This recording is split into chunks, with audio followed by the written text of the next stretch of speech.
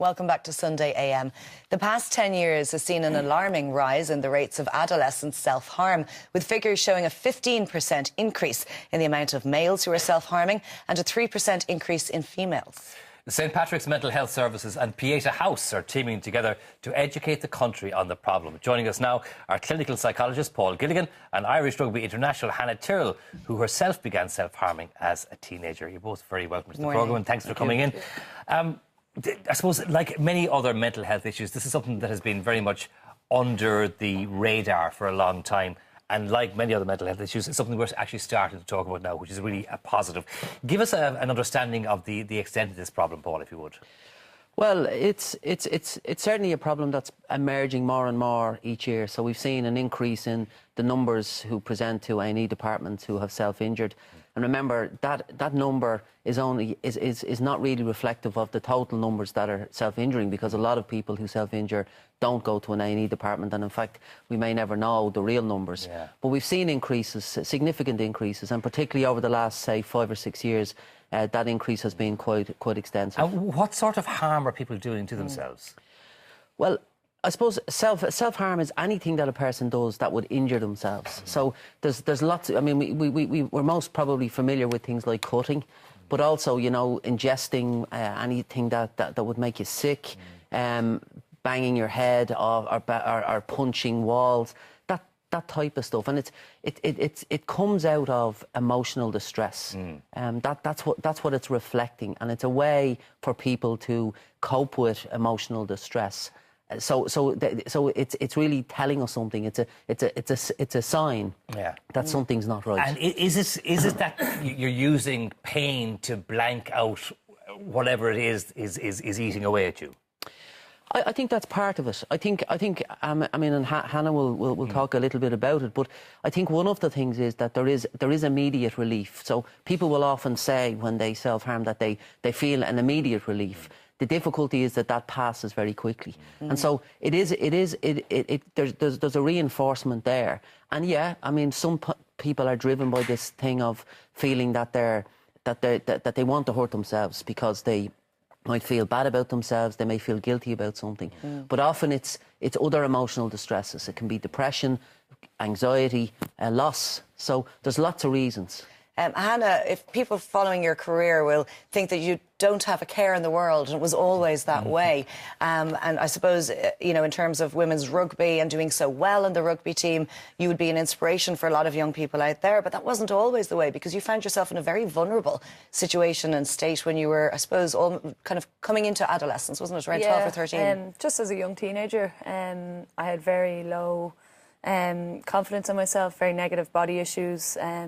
I started struggling with an eating disorder, and for me, self-harm became a form of punishment for if I felt like I hadn't done something right that day or that week. And, you know, if I hadn't done well enough in school, if I hadn't done well enough in sport, if I felt like I hadn't been a good enough friend or a daughter, I would have this immediate urge just to punish myself, and that came out in the form of cutting or burning in self-harm. And I did feel that immediate relief that is there, but again, it didn't last, and that urge would come back stronger and stronger and quicker each time. Did you even know what it was you were doing to yourself? I mean, you were so young. Not really. Like, there wasn't much information on it out there. I don't really know where those thoughts to hurt myself came from. It was just something, it was just a negative coping method that I had at the time that worked. And what point was it then that there was a turnaround?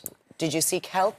Did someone realise what you were doing? A bit of both. When I was about 17 or 18, you know, I was in leaving cert year, and there was a guidance counsellor at my school that had kind of noticed things were a bit off for me, and they referred me to Pieta House, where I met a wonderful counsellor who tried to get me to open up and talk about how I was feeling and what was going on with me. Like, and, you know, it was fantastic, and it was the start of me getting better for myself, really.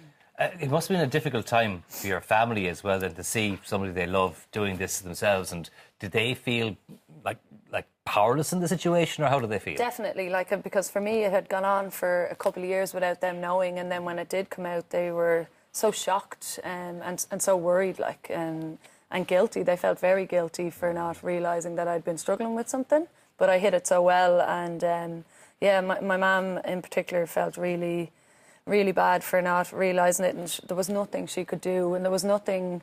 She felt very guilty and put the blame on herself that it had turned out this way for me, but it had nothing to do with her in a way, and there was nothing she could have done really. She was perfect all the way through. If it's such an example as to how far you can come from there to where you are now, so it should give hope to anybody who finds himself in this situation. Paul, can I ask you about how can you spot if somebody is engaging in the type of behaviour that Hannah has just described? Yeah, I mean, I think Hannah's given a really powerful example of the sort of dynamics that can occur. But, you know, things like unexplained wounds and scars would be one. People becoming quite isolated because are covering up. Again, there are other indications. But the biggest single indicator is a change in normal behaviour. So if a person starts to change, become more quieter, spending more time on their own, I think you're asking questions. But Paul, there's a difficulty there in that behaviour you're describing there is adolescence. It's teenage years. Your kids just end up doing that. So, I mean, I think maybe we need a little bit more, apart from the obvious teenage stuff, to kind of figure and unfortunately there isn't anymore. Right. I mean, what I would say to parents and teachers, and I think Hannah's given a really good example, it's where you're worried about something, ask, speak about it, because even if you're wrong, well then fine, you're wrong. And I mean, you're not going to be saying to somebody, are you self-harming?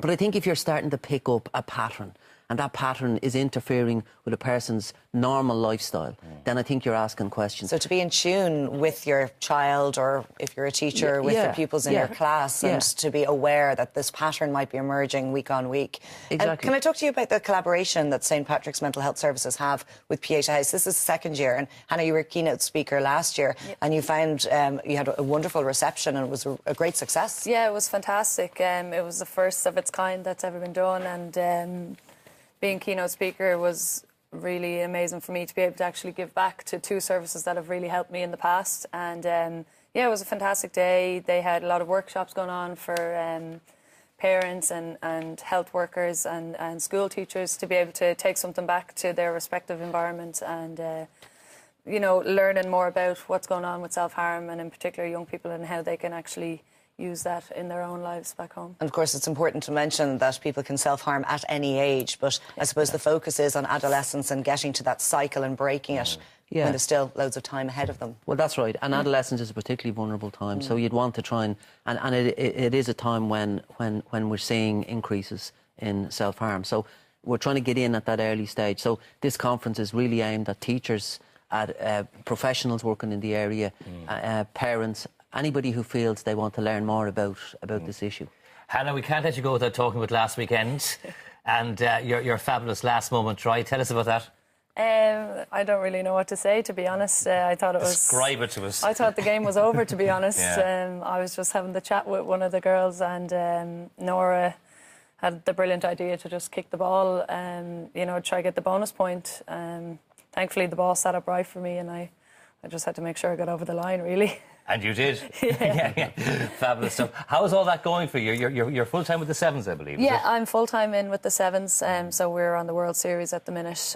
So we travel around to a lot of different countries, like playing in a tournament nearly every month. So I'm trying to juggle Sevens and 15s at the minute with the Six Nations and the World Cup coming up. You know, there's an exciting few months for rugby ahead.